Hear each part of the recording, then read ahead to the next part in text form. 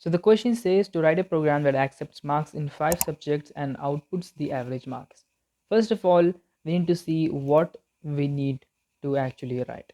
It says accept marks in 5 subjects, which means we need to create an input function that actually takes the marks. So let's say m1 is equal to, so I've written here m1 is equal to integer input English. So this is going to make the user understand that he or she has to put the English marks here.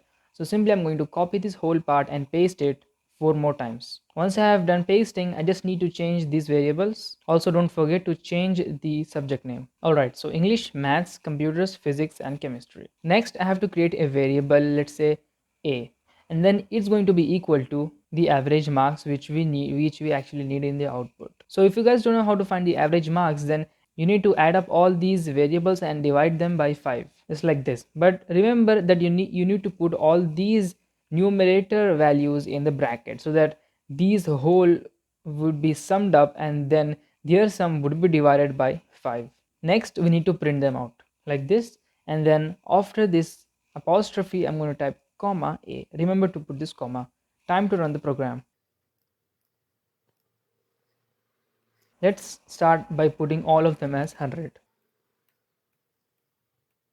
Your average marks is 100. Let's try some other numbers.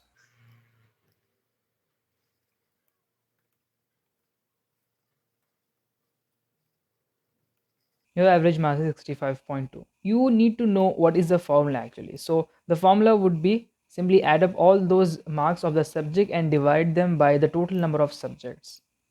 I hope you found this video informative. If you did, leave a like down below.